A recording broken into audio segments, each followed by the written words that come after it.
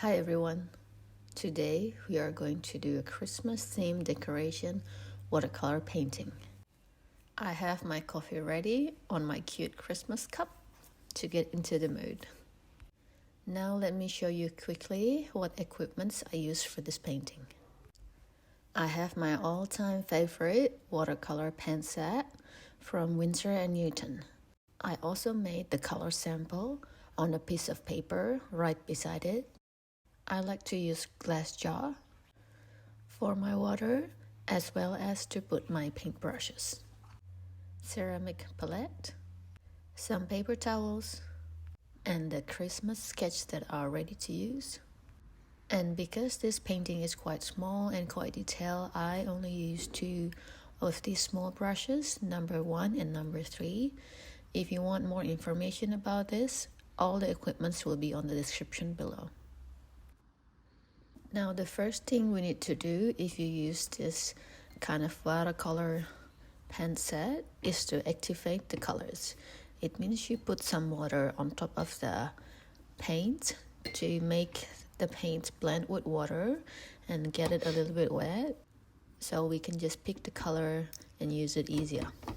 Now for this painting I majorly use Christmas colors, of course. Red, green, and some purple for the berries. I don't have an exact formula to mix the colors. I basically just play around with the color I have and mix it on the palette and see if that's the color that I need to use. There's no right or wrong to choosing colors for your painting, but they do have to look good together. And you can do this intuitively, because I think all of us basically can know what colors can work together or not, but there is a theory behind it. If you check on color wheels on Google, it will show you what colors that will go good together. Sometimes when I work on a painting, some of the colors is not on the pen, or it's a bit difficult to mix to get the right color. So I also get these little paint tubes with a specific color, like for example this green. It's just easier to use this straight away, or even use this and mix a little bit of other color, like for example blue in this painting, so I get the exact color that I want. Now this tutorial is very simple. If you're an absolute beginner, don't be afraid. You don't need any skill to start this painting, and of course because the sketch is also already made, is a good place to start. Basically you just color in all the patterns, and yes, I think you do need to color in the lines. So on the first layer I also like to design all the colors, which means I use all the colors with one layer first before I touch up, so I know what the overall design will look like. For example, let's start with the green color. Now this technique is called wet on wet. It means when the first layer is still wet, you can add a little bit more color. So the second color, the tinted one, will be blend with the first one that you put in. Now to color on the branches, I use very small brush because it's just easier for coloring the fine lines. And if you can see my paintbrush here, the end is a bit split. I don't know why they do that, but it makes it a bit difficult to make one fine line. So I'll just use a different brush to make the branches. This brush is actually a student grade, so it's very affordable.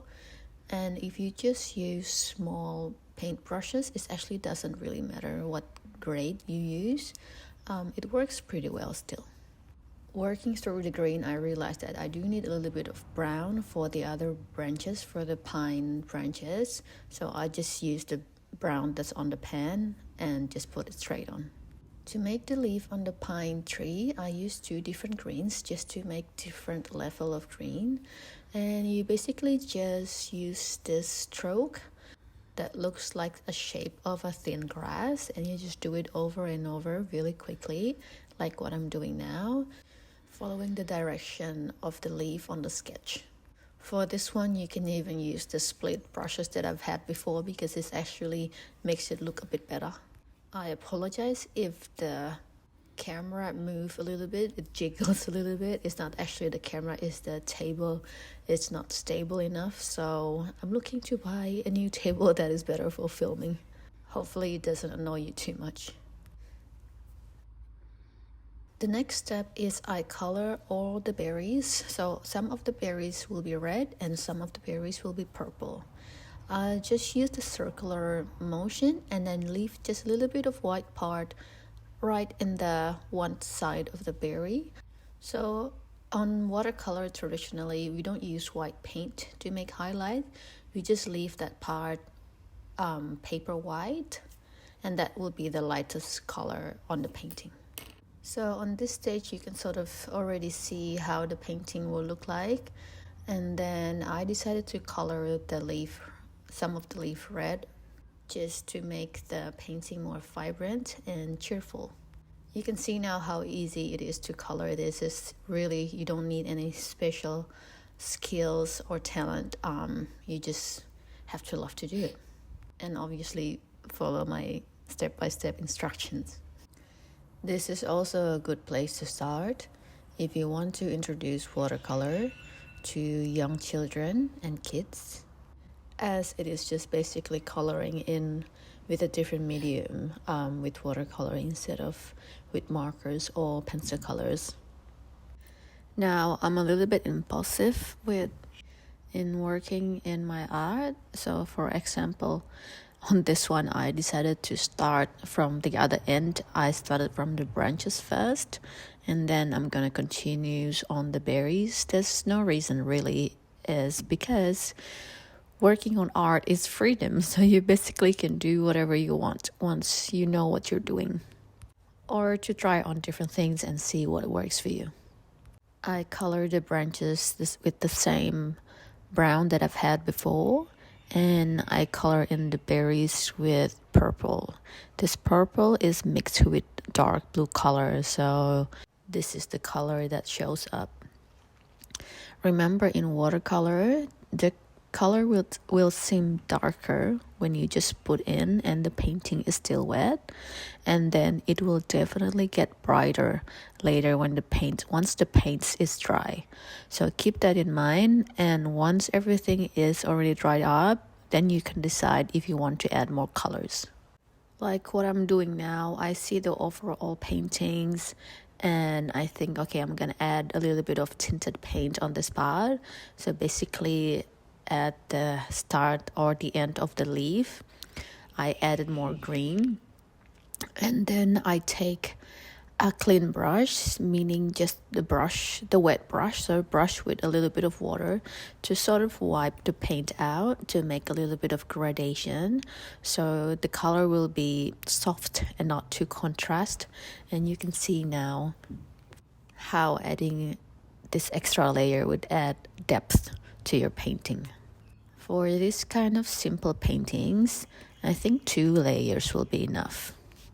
Most of my paintings that I did, my flower tutorial videos, I use maybe 3 to 4 layers because it's quite detailed. It's quite a big object in ratio with the paper, so you can add more details. But for this one, this is a fun and easy one, so I think 2 layers will be enough. So since you have been following the sketch from the beginning, now I encourage you to do a little bit of improvisation. You can add a little bit more leaf or berries in the empty places if you want the ball decoration to look more full, to look fuller. So this is what I'm doing now, and I encourage you to try. And the last painting part will be this thing that you hang the ball on. I don't know what you call it.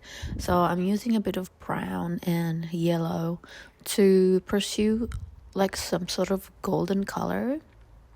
So this is what I'm doing now, and I think adding 2 layers on this will be enough as well. And there we have it. The painting is all done. Now you can see the result. What do you think? Do you like it? It's simple and easy, isn't it? So this sketch that I used today, I've made them myself and I uploaded some of them for you all the Christmas theme on my website. You can download them for free. They are completely for free, and you can print them at home directly onto watercolor paper. At least that's what I did. So I used 300 grams watercolor paper. And if you want to support my channel or me as an artist, you can also purchase this phone wallpaper that I uploaded on my website. They're only for $1. And if you haven't heard about me before, I'm Keishart. I'm a watercolor artist from Australia. Thank you for investing your time watching my videos. I really truly appreciate you being here. I hope you come here again on my next videos. See you next time.